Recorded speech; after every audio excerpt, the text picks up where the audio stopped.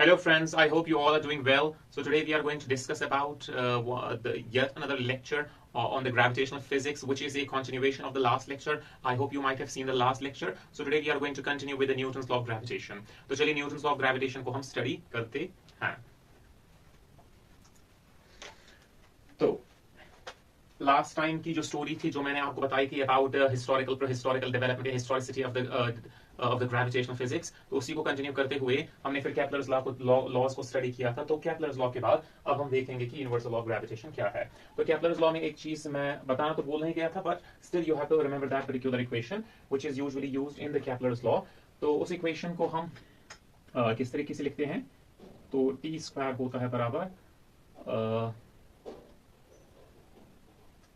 4 pi square by g capital M square times r cube, या a cube भी आप लिख सकते हो. This is the equation that we usually use. तो इस इक्वेशन का बेनिफिट क्या है, तो जो हमने बताया था कि जो केपलर का थर्ड लॉ है वो जो स्टेट करता है कि जो t क्यूब होता है, t cube is directly proportional to what it is directly proportional to a cube. So here जो ये t square is directly proportional to a cube, तो यहाँ पर जो ये a है और यहाँ पर जो ये r है ये एक ही बात है. This is the semi major axis and this is the semi major axis as well. लेकिन अब यहाँ पर हम r क्यों लिखते हैं, यहाँ पर a क्यों लिखते हैं, तो यहाँ पर मैं ये चीज डिस्टिंक्टली कहना चाहता हूं कि जो ये a है this is the semi major axis and the orbit is elliptical. लेकिन जहां तक हम बात करते हैं ऑर्बिट्स की, तो उन ऑर्बिट्स की जो इलिप्टिसिटी होती है वो बहुत ही ज्यादा कम होती है. तो उस वजह से हम उसको फिर सर्कल ही मान लेते हैं.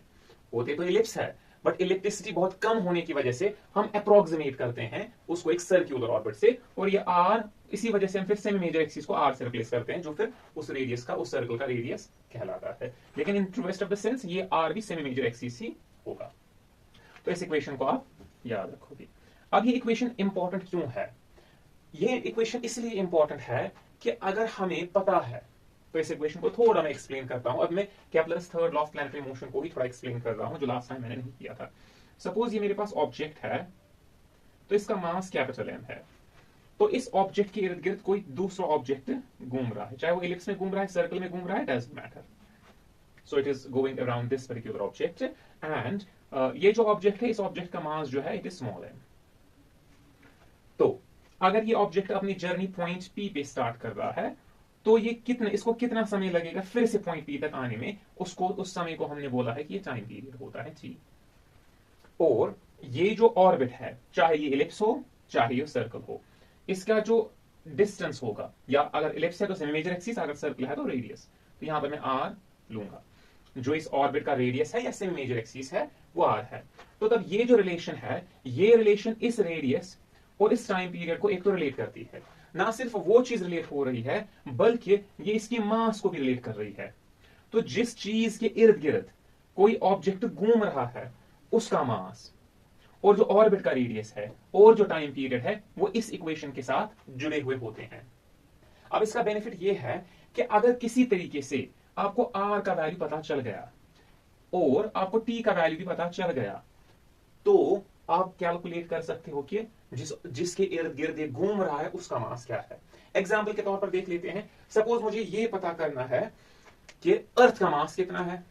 अब तो मैं ये नहीं कर सकता कि अर्थ को किसी क्या कहते हैं किसी बैलेंस पे रखूंगा, स्प्रिंग बैलेंस पे रखूंगा और उसका वजन तोलूंगा. That is nonsensical. तो अर्थ का मास हम किस तरीके से मेजर कर सकते हैं, this can be one of the way. Suppose this is earth. Earth का मास मैं मान रहा हूं m sub e. This is the mass of the earth. हमें ऑटोमेटिकली पता है कि अर्थ के इर्द गिर्द एक ऑब्जेक्ट घूम रहा है, दैट इज मून. मून की जो डिस्टेंस है वो हम कैलकुलेट कर सकते हैं through various means. There are lot of ways to calculate the distance. We can use trigonometry for that matter. We can also use actually the light signal as well to measure the distance. So distance measure करने के बहुत तरीके हैं. तो suppose ये moon है, तो that is the mass of the moon. तो ये जो डिस्टेंस है, तो ये डिस्टेंस क्या है, ये ऑर्बिट का रेडियस है, r है. और हमें पता है कि मून को कितना समय लगता है एक चक्कर लगाने में. कितना समय लगता है, the time taken by the moon is t. और ये हमें पता है कि ऑलमोस्ट 27.5 समथिंग अराउंड डेज होता है. तो इतना समय लगता है मून को मतलब ये डिस्टेंस कवर करने के लिए, और इसका जो वैल्यू है मुझे याद नहीं है, but it is evaluable, we can calculate और कैलकुलेबल। तो अगर मैं यही चीज इस वाली इक्वेशन में डालूंगा, मुझे क्या है, ये चीज मुझे पता है, ये चीज मुझे पता है, लेकिन ये चीज मुझे पता नहीं है। I don't know this particular thing. So what I'm going to do is I'm going to use this particular equation, the Kepler's law of planetary motion, which is equally applicable to this situation as well. तो यहाँ पर क्या आ जाएगा, t square is equal to 4 pi square by g m square r cube. 4 pi square by g m square times r cube. I think there is this square is not there. जहाँ तक मुझे याद है, क्योंकि I am just recalling these things from memory, so I think that this square is not there actually. So t square is equal to 4 pi square by gm times r cube. Yeah, there is no square. So yeah, that was a mistake. So I have corrected that mistake now. So अब मैं यहाँ पर क्या करूँगा? I'll simply just transpose the things. इस m को इधर ले आऊँगा, t को उधर ले जाऊँगा. तो m किसके बराबर होगा? m होगा बराबर 4 pi square by gm g into r cube by t square. और ऑब्वियसली अगर मैं वैल्यू सब्स्टिट्यूट करूंगा तो मुझे इसका वैल्यू पता चल जाएगा, mass of the earth, mass of the earth. तो this is the benefit of this equation और the Kepler's third law of planetary motion. तो अगर जरा देखिए बोल क्या रहा है, अगर मुझे इसका मास निकालना है, मुझे इसको नहीं देखना, मुझे खाली देखना है कि इसके इर्द गिर्द घूम कौन रहा है। So through that I can use the calculation to evaluate the mass of the object. I hope ये जो पार्ट है ये आपको समझ में आ गया।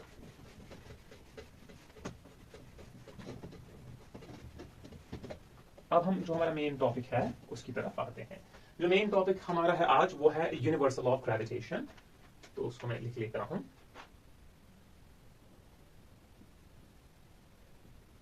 Universal law of gravitation.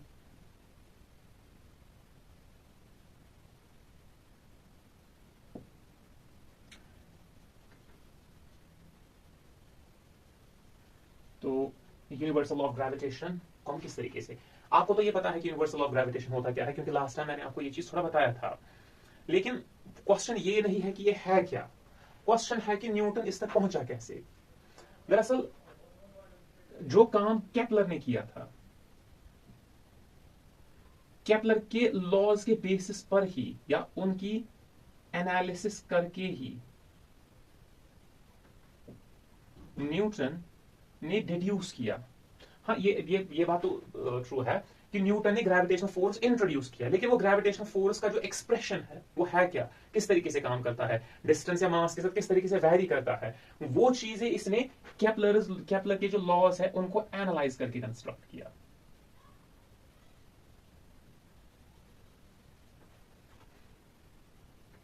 Analyse करके करेक्ट किया, मतलब डिड्यूस किया।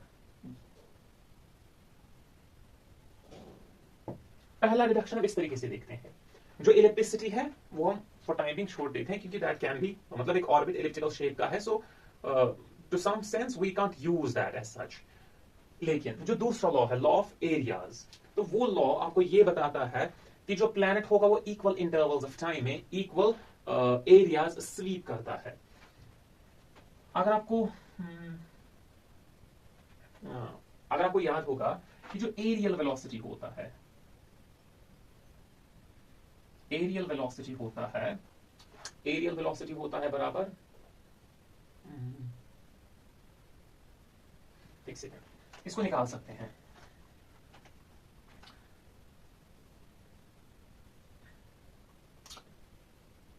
This is the area, so here this is perpendicular, if this is D theta, अगर ये छोटा सा एंगल है तो ये आर डी थीटा होगा, ठीक, और ये आपका आर है। तो ये जो एरिया होगा, this area which is dA, तो ये एरिया होगा हाफ ऑफ बेस क्या है, आर है, इनटू परपेंडिकुलर ये है, अगर इनफिनिटेसिमली स्मॉल है तो आर डी थीटा होगा। So that is going to be equal to half of are square D theta. तो अगर मैं एरियल वेलोसिटी निकालना चाहता हूं तो वो आएगा d A by d t is equal to half of are square D theta by d t. और चूंकि हमें पता है कि d theta by d t क्या होता है, ये ओमेगा होता है, 1/2 टाइम्स आर स्क्वायर ओमेगा। तो ओमेगा किसके बराबर होता है, ऑल्सो एल होता है बराबर M R square omega, m are square omega क्योंकि m v r r square omega या, तो ओमेगा किसके बराबर आएगा, ओमेगा आता है बराबर L divided by M are square. तो इसको इसमें सब्स्टिट्यूट करेंगे तो जो एक्सप्रेशन आएगा एरियल वेलोसिटी का, एरियल वेलोसिटी का एक्सप्रेशन आता है 1 डिवाइडेड बाय 2 टाइम्स, सब्स्टिट्यूट कीजिए तो ये आएगा आर स्क्वायर, तो इधर ही रहा, ओमेगा की बजाय वैल्यू डालेंगे तो ये आएगा L divided by M are square, तो ये कट जाएगा। तो एक्चुअली जो मेरे दिमाग में जो रिलेशन थी, दिमाग में जो रिलेशन थी वो ठीक थी। तो एरियल वेलोसिटी किसके बराबर है, aerial velocity is equal to L divided by 2m। This is the thing. पहली चीज, पहला डिडक्शन किस तरीके से, तो केपलर ने ये कहा कि जो एरियल वेलोसिटी है ये कांस्टेंट है, लेकिन अगर हम ये वाली रिलेशन, दरअसल एनालिसिस न्यूटन ही कर रहा है, अगर हम ये वाली रिलेशन यूज करेंगे, मास तो उस प्लैनेट का या उस सैटेलाइट का चेंज नहीं होगा, तो इसका मतलब m कांस्टेंट है। तो अगर ये कांस्टेंट है इसका मतलब l भी कांस्टेंट होना चाहिए, l भी कांस्टेंट होना चाहिए। और अगर हम law of conservation of angular momentum use करें, law of conservation of angular momentum use करें, अगर किसी सिस्टम का एंगुलर मोमेंटम चेंज नहीं हो रहा है, उसका यह मतलब है कि उस पर टॉर्क नहीं पड़ रहा है, तो इसका मतलब प्लैनेट पे टॉर्क ही नहीं पड़ रहा है। तो अगर सपोज यहां पर मेरे पास से सन है और ऐसे प्लैनेट इसके इर्द गिर्द घूम रहा है, तो इस प्लैनेट का जो एंगुलर मोमेंटम है वो टाइम जो भी केपलर ये कह रहा है कि एरियल वेलोसिटी सेम है, कांस्टेंट है, तो इसका मतलब इसका angular momentum with time change नहीं हो रहा है। मैं लीनियर मोमेंटम की बात नहीं कर रहा हूं, मैं एंगुलर मोमेंटम की बात कर रहा हूं। अगर इसका एंगुलर मोमेंटम सेम रह रहा है तो न्यूटन ने ये डिडक्शन की कि ये जो फोर्स जो होगा जो इनके बीच एग्जिस्ट करेगा, जिसको न्यूटन ने ग्रेविटेशनल फोर्स का नाम रखा, तो वो फोर्स उस लाइन के अलोंग एक्ट करना चाहिए इस तरीके से, ना कि इधर उधर करना चाहिए। सपोज अगर वो फोर्स लाइन के अलोंग एक्ट नहीं करेगा तो टॉर्क होगा, तो ये चेंज हो जाएगा। लेकिन केपलर ने ये रिडक्शन की थी कि ये कांस्टेंट है, तो इसका मतलब ये भी कांस्टेंट है। अगर ये कांस्टेंट है तो इसके थ्रू न्यूटन ने ये डिड्यूस किया कि ये जो फोर्स है उस लाइन के अलोंग होना चाहिए, जिस लाइन पर जो लाइन इन दोनों के सेंटर्स को कनेक्ट कर रहा है। तो इसका मतलब जो फोर्स की डायरेक्शन होगी, अगर ये डायरेक्शन आर कैप की है तो फोर्स की डायरेक्शन माइनस आर कैप की होगी। तो ये पहली डिडक्शन थी जो न्यूटन ने इससे डिड्यूस किया। तो कंस्ट्रक्शन, अब दूसरी डिडक्शन देखते हैं कि दूसरी डिडक्शन कहां से आ जाती है। दूसरी डिडक्शन के लिए हम केपलर्स थर्ड लॉ का ही यूज करेंगे। अभी के लिए मैं सर्कुलर ऑर्बिट ही मानूंगा कि जो टी स्क्वायर होता है ये डायरेक्ट प्रोपोर्शनैलिटी रखता है आर क्यूब के साथ। कहने का मतलब है कि अगर मेरे पास दिस इज सन एंड उसके इर्द गिर्द किसी सर्कुलर ऑर्बिट में कोई प्लैनेट घूम रहा है, इनके सेंटर्स के बीच की डिस्टेंस कैपिटल आर है, तो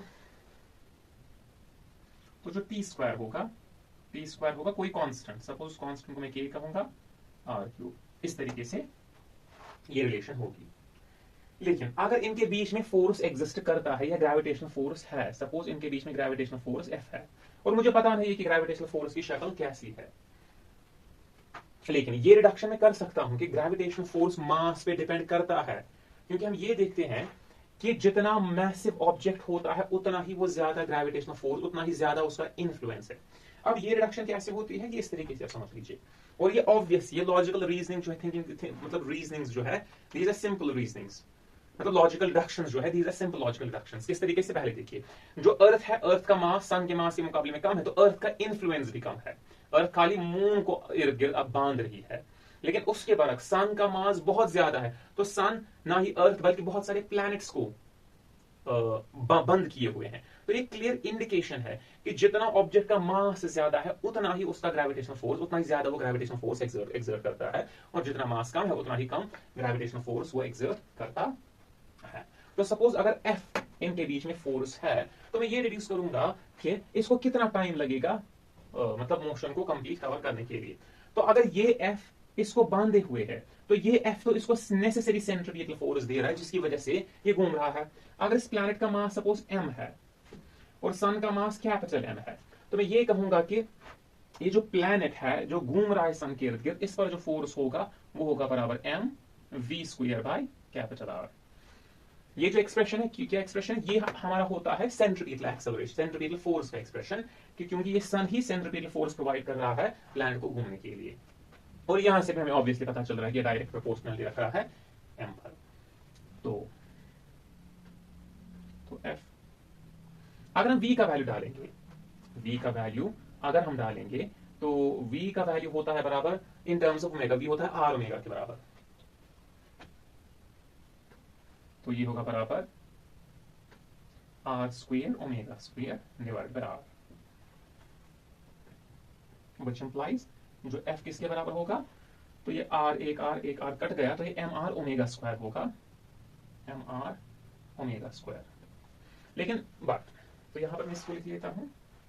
चलिए ये वाला एक्सप्रेशन जो है इसको हम बबल कर देते हैं, और इस वाले एक्सप्रेशन को मैं यहां पर लिखूंगा। लेकिन पहले मैं सपोजिशन नहीं डेफिनेशन। हमें पता है कि ओमेगा कितना होता है, ओमेगा होता है कि कितना एंगल इसने कवर किया और कितना टाइम लगा, ये हमें पता है कि ओमेगा है। तो यही वैल्यू हम इसमें डाल देते हैं। तो एक्सप्रेशन कुछ इस तरीके से बनेगा, f is equal to M R, omega square के बजाय मैं डालूंगा 2 pi by capital P whole square.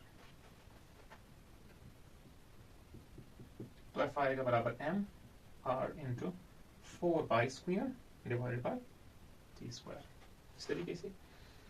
और ये जो टी स्क्वायर है ये वैल्यू यहां पर डाल देते हैं, तो ये आएगा 4 pi square M capital R, T square होता है बराबर के आर क्यूब के, इस क्यूब में 2 रहेगा, यहाँ पर 1 कट जाएगा। तो फोर्स किसके बराबर हुआ, फोर्स आ गया 4 pi square M divided by K R square. ये इंपॉर्टेंट रिलेशन है, क्योंकि इसी रिलेशन से आप कह सकते हो one of the fundamental law in physics निकल गया है। उसको क्या बोलते हैं, उसको बोलते हैं इनवर्स स्क्वायर लॉ। तो ये इवैल्यूएशन करके न्यूटन ने ये रिड्यूस किया। पहला, ये जो फोर्स है ये डिपेंड करता है मास पे, इसके मास पे भी डिपेंड करेगा, इसके मास पे भी डिपेंड करेगा। दूसरा, ये जो फोर्स है ये इनवर्सली वैरी करता है with the square of distance. और ये सभी चीजें रिड्यूस कहां से हो रही है, Kepler's laws of planetary motion से ये सारी चीजें रिड्यूस हो रही है, specially from the second law and the third law. और तीसरा ये पॉइंट कि ये जो फोर्स है ये रेडियली आउटवर्ड एक्ट करता है, उस लाइन के अलोंग एक्ट करता है जो लाइन इन सेंटर्स को जोड़ रही है। तो इससे हमें one of the fundamental law मिल रहा है कि f is inversely proportional to r square. That is the law that we are getting.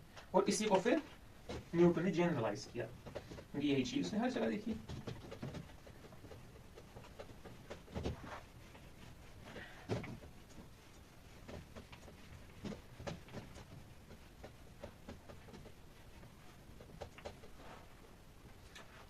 Universal of gravitation simply कहता क्या, आई होप आपको थोड़ा सा आइडिया आ गया कि चीजें हम फिजिक्स में यूं ही नहीं कहते हैं, मतलब किसी साइंटिस्ट ने खुद से यूं कहा। दरअसल इसके पीछे बहुत ही ना ही गेस वर्क होता है, ये लॉजिकल डिडक्शंस होती है, और जो पहले किसी बंदे ने काम किया होगा उसी पर दूसरा बंदा काम कर रहा है, मतलब उसी को फर्दर कर रहा है। That is the main essence of physics as well as mathematics, कि जो वर्क पहले हुआ है उसी वर्क पर हम दूसरा काम खड़ा कर रहे हैं। ये इसी तरीके से कि आपने कोई घर बनाना है तो पहले आपको उसका प्लिंथ देना होगा, then you have to construct the first storey और the ground floor, then there is the first floor second floor. उसी तरीके से साइंस का मसला होता है कि इसमें भी साइंस और मैथमेटिक्स, इसमें आपको पहले जो कोई थियरी है उसका ग्राउंड वर्क करना होगा, ग्राउंड वर्क के बाद ही लॉजिकल डिडक्शंस के थ्रू हम इसके डिफरेंट लेयर्स एस्टैब्लिश करते हैं। चलिए इस लॉ की तरफ बढ़ते हैं कि लॉ क्या कहता है। तो ये लॉ दिया था न्यूटन ने, इसकी भी अपनी एक कहानी है, अगर आप कभी और सुनाऊंगा। न्यूटन ने दिया था ऑलमोस्ट डेट शायद 1665 था, 1667 इसी के आसपास ये टाइम है।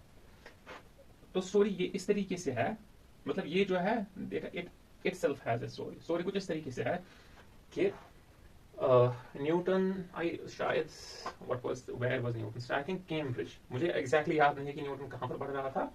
तो उन दिनों जो यूनिवर्सिटी जिस इलाके में यूनिवर्सिटी थी उस इलाके में उसको बोलते हैं ब्यूबॉनिक प्लेग फैल गया था। तो ब्यूबोनिक प्लेग फैलने की वजह से न्यूटन को, मतलब जो यूनिवर्सिटी थी वो बंद हो गई थी, तो न्यूटन को 1-2 साल घर में रखना पड़ा। तो उसी के दौरान न्यूटन ने ये यूनिवर्सल ऑफ ग्रेविटेशन दिया है। जैसा कि आपको स्टोरी पता ही होगा कि न्यूटन किसी पेड़ के नीचे बैठा हुआ था तो उसके सिर पे एप्पल गिरा। That is just a story, there is no, अगर आप सच, न्यूटन का जो स्टडी रूटीन है, it was very rigorous study routine. These are oversimplistic stories that are being told to the people so that they can understand these things. Otherwise, the things are not as simple as you think. तो Newton ने क्या कहा? Newton ने कहा कि अगर कोई भी दो मैसिव ऑब्जेक्ट्स है, टू मैसिव ऑब्जेक्ट्स है, यहां पर ये वर्ड मैसिव का मतलब बड़ा नहीं होता है, मैसिव का मतलब है जिनके पास मास है। ये चीज आपको अंडरस्टैंड करना। अगर आपके पास दो ऑब्जेक्ट्स है जिनका कुछ मास है, न्यूटन ने ये कहा कि by virtue of their mass, by virtue of their mass, ये जो बॉडीज है they are going to attract each other, they are going to exert a force of attraction on each other.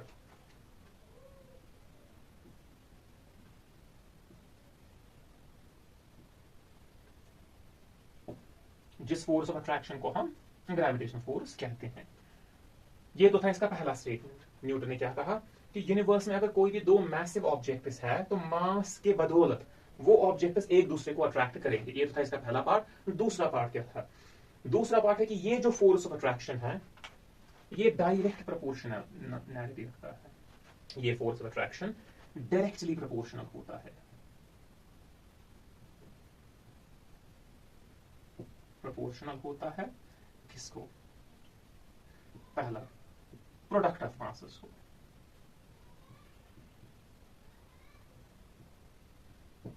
जिसका पहला part था।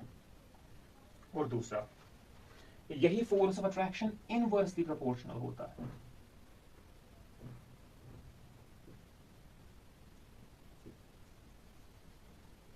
To the square of distance between them. तो इसका दूसरा mathematical part है। तो इन शॉर्ट न्यूटन का universal of gravitation है, उसमें 3 हिस्से हैं दरअसल। अगर आप इसको बाइफरकेट करोगे, पहला हिस्सा क्या है कि दो मैसिव ऑब्जेक्ट्स एक दूसरे को अट्रैक्ट करते हैं। तो इस हिस्से के थ्रू न्यूटन ने एक नया फोर्स जनरेट किया, नया फोर्स एस्टैब्लिश किया, जिसको हम ग्रेविटेशन फोर्स कहते हैं। दूसरा हिस्सा कि ये फोर्स डायरेक्टली प्रोपोर्शनल होता है to the product of masses, कि ये जो फोर्स इनके बीच एग्जिस्ट करेगा ये डायरेक्ट प्रोपोर्शनैलिटी रखेगा प्रोडक्ट ऑफ मासेस के साथ। मतलब अगर आपने मासेस का प्रोडक्ट बढ़ाया किसी तरीके से तो ये फोर्स बढ़ जाएगा। और तीसरा हिस्सा कि ये जो फोर्स है इनवर्स प्रोपोर्शनैलिटी रखता है स्क्वायर ऑफ डिस्टेंस के साथ। ये जो चीज है ये इसने एस्टैब्लिश की थी through the Kepler's law of planetary motion, the third Kepler's law of planetary motion। तो ये 3 हिस्से हैं न्यूटन्स लॉ ऑफ ग्रेविटेशन। लेकिन इंग्लिश में अगर आप लिखने बैठोगे तो ये जो एक्सप्रेशन है, ये जो एक्सपोजिशन है, ये बहुत लेंथी हो जाती है। तो इसको मैथ में, इसी एक्सपोजिशन को हम मैथ में शॉर्ट में लिखते हैं। और वो मैथमेटिकल एक्सपोजिशन क्या है? वो कुछ इस तरीके से है। तो मैथमेटिकली मैं इसको इस तरीके से लिख सकता हूं।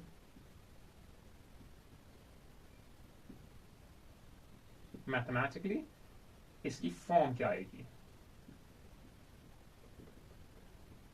इसकी फॉर्म कुछ इस तरीके से आएगी।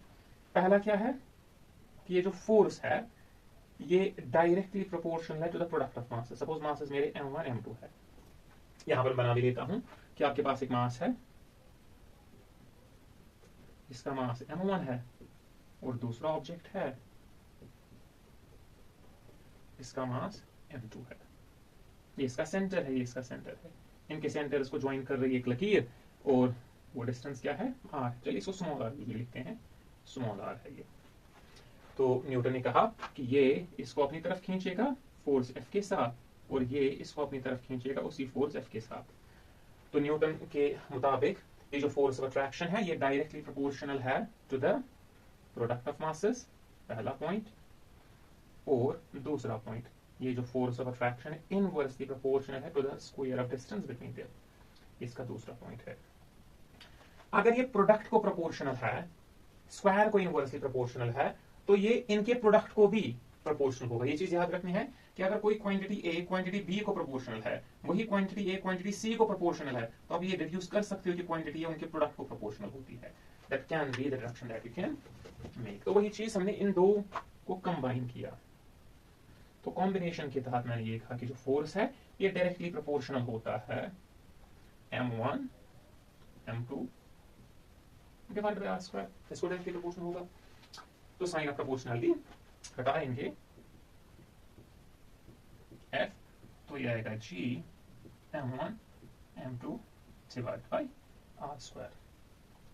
तो ये आपका मैथमेटिकल फॉर्म होता है न्यूटन्स लॉ ऑफ ग्रेविटेशन का। आई होप ये चीज आपको समझ में आ गई कि यूनिवर्सल ऑफ ग्रेविटेशन है क्या और ये कहां से आ रहा है और न्यूटन ने इसको किस तरीके से डिड्यूस किया। अब एक और चीज है, न्यूटन ने इसको चेक कैसे किया। न्यूटन ने इसको चेक किया मून के थ्रू। वो भी कैसे चेक किया, इसने कहा कि अर्थ, पहले देखिए थोड़ा मिसकंसेप्शन क्या है। मिसकंसेप्शन ये है कि अगर जमीन पे कोई भी ऑब्जेक्ट होगा वो गिर रहा है तो हम कहते हैं ये गिर रहा है, लेकिन मून भी तो अर्थ के ग्रेविटेशनल फील्ड में है, तो ये गिर क्यों नहीं रही है। दरअसल हो क्या रहा है, मून भी गिर रही है। Moon is also falling but it is not falling but not towards the earth, actually it is falling towards the centre of the अर्थ। चूंकि इसके पास फॉरवर्ड मोशन होने की वजह से ये कर्व हो जाती है और जमीन को टच नहीं कर पाती है। फॉल तो जमीन की तरफ कर रही है लेकिन जमीन को टच नहीं कर पाती। That is reality. आप किस तरीके से समझ सकते हो, suppose this is the motion of the moon. ये मून जमीन के इर्द गिर्द चल रही है, तो गिरने का मतलब क्या होता है पहले अंडरस्टैंड कीजिए। Suppose this is an object, गिरने का मतलब होता है कि विद टाइम ये सरफेस के नजदीक आएगा। विद टाइम ये सरफेस के नजदीक आएगा। सपोज ये यहां पर था, यहां पर इसकी जो हाइट है फ्रॉम द सरफेस वो कम हो रही है। अब जरा देखिए, अगर मून इनिशियली यहां पर थी तो इसकी इनिशियल हाइट कितनी थी सरफेस से, h, और मुझे ये जो लेवल है इसी लेवल से कंपैरिजन बिठाना है। ये जो लेवल है इस लेवल से मुझे कंपैरिजन बिठाना है। तो अगर मून मूव नहीं कर रही होती तो ये गिर जाती, नीचे आ जाती, किसी देर के बाद इधर हो जाती और इधर। लेकिन अब जरा देखिए, क्योंकि मून स्टेशनरी नहीं होती, इसके पास फॉरवर्ड मोशन भी है, तो कुछ देर के बाद ये मून इधर को हो जाएगी। अब जरा देखिए, अगर मैं इस पोजीशन का प्रोजेक्शन देखूं तो दरअसल इसका प्रोजेक्शन इधर है, तो ये इतनी हाइट से गिर गई। लेकिन चूंकि ये आगे भी जा रही है तो इस वजह से क्या हो रहा है, इस वजह से इसको मतलब इसकी जो ऑर्बिट है वो कर्व हो रही है। गिरने की वजह से इसकी ऑर्बिट कर्व हो रही है और आगे जाने की वजह से इसको छू नहीं रहा है। गिर तो ये रहा है, मून गिर रही है क्योंकि इसकी हाइट कम हो रही है, लेकिन अर्थ की सरफेस को टच नहीं कर पाएगी। क्यों नहीं कर पाएगी, क्योंकि आगे भी जा रही है। अब इस तरीके से देख लीजिए, कोई ग्लाइडर है, वो हवा में इस तरीके से तैर रहा है, तो वो आगे भी जा रहा है, नीचे भी जा रहा है। लेकिन अगर कोई स्टेशनरी ऑब्जेक्ट है, स्टेशनरी ऑब्जेक्ट सीधे नीचे जाएगा। मून के साथ भी वही चीज हो रही है, आगे भी जा रही है, नीचे भी जा रही है, इसकी वजह से कर्व हो रही है। एंड ये कर्विंग जो है, इसका जो कर्वेचर है, अर्थ का जो कर्वेचर है वो एक जैसा है। और यही कंडीशन होती है किसी भी चीज को ऑर्बिट करने के लिए कि कर्विंग सेम होनी चाहिए या ज्यादा होनी चाहिए थोड़ी, लेकिन मिनिमम कंडीशन है कि कर्विंग। सपोज अगर ये कर्व कम हो रहा होता, मतलब ये कर्व ज्यादा नहीं हो रहा तो ये सीधा चला जाता, अगर ये कर्व ज्यादा होगा तो ये गिर जाएगा। सपोज जब मैं पैराबोला इस तरीके से कोई ऑब्जेक्ट फेंकूंगा तो उसका जो कर्वेचर है, ऑर्बिट का कर्वेचर और जमीन का कर्वेचर वो एक जैसा नहीं है। ऑर्बिट का कर्वेचर ज्यादा है जमीन के मुकाबले, इस वजह से वो जमीन पर गिर रहा है जब मैं उसको फेंक रहा हूं। लेकिन अगर मैं उसको ज्यादा तेजी से फेंकूंगा, उसका कर्वेचर, ऑर्बिट का कर्वेचर कम हो रहा है, कम हो रहा है। जब उसका ऑर्बिट का कर्वेचर, अर्थ का कर्वेचर एक जैसा होगा तो तब वो अर्थ को कभी टच नहीं कर पाएगा। गिर तो रहा है लेकिन टच नहीं कर पाएगा। सपोज किसी देर पर ही यहां पर होगा तो इसकी जो पोजीशन है वो इधर है, इसकी पोजीशन, लेकिन आगे जाने की वजह से ये जमीन को टच नहीं कर रहा है। आई होप आपको, इसको बोलते हैं free fall. Moon is in the continuous free fall. Moon हमेशा गिर रही है लेकिन जमीन को टच नहीं कर रही है। और यही रीजन है, वो भी देखिए, अगर भी कोई भी ऑब्जेक्ट फ्री फॉल में होता है वो वेट एक्सपीरियंस ही नहीं करता है, उसका वेट 0 हो जाता है।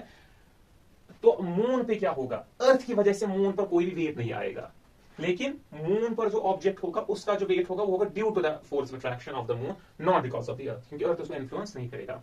वही मसला है रॉकेट स्पेस का भी। अगर कोई रॉकेट मतलब स्पेस शटल जो है या इंटरनेशनल स्पेस स्टेशन जो है वो भी तो अर्थ के इर्द गिर्द घूम रहा है, तो वो भी अर्थ के इर्द गिर्द फ्री फॉल में है। उसमें भी अगर कोई एस्ट्रोनॉट होगा तो उसका कोई वेट ही नहीं आएगा, even if it the astronaut is in the gravitation field of the earth, but because that astronaut is in the continuous free fall with the stationary international space station, so because of that reason वो weight experience नहीं कर रहा है।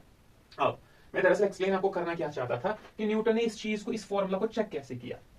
जहां तक, क्योंकि मेरी memory थोड़ी कमजोर है, जहां तक मुझे याद है ये ऑलरेडी लोगों को पता था कि मून कितना गिर रही है, मतलब शायद पर डे की कुछ, ये पर सेकंड कितना गिरती है, या पर सेकंड और पर मिनट समथिंग लाइक दैट।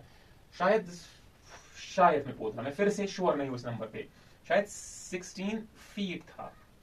पर सेकंड हो सकता है, या पर मिनट, या पर आवर, ऐसा ही कुछ होगा, मुझे एग्जैक्ट नंबर अभी याद नहीं है। तो ये ऑब्जर्वेशन लोगों को पहले से ही पता थी, क्योंकि ये आइडिया साइंटिस्ट के लिए is not a new thing. अगर कोई चीज किसी चीज के इर्द गिर्द घूम रही, so then it is obviously following. तो न्यूटन ने क्या किया, न्यूटन ने यही चीज मून के लिए इवैल्यूएट कर दी।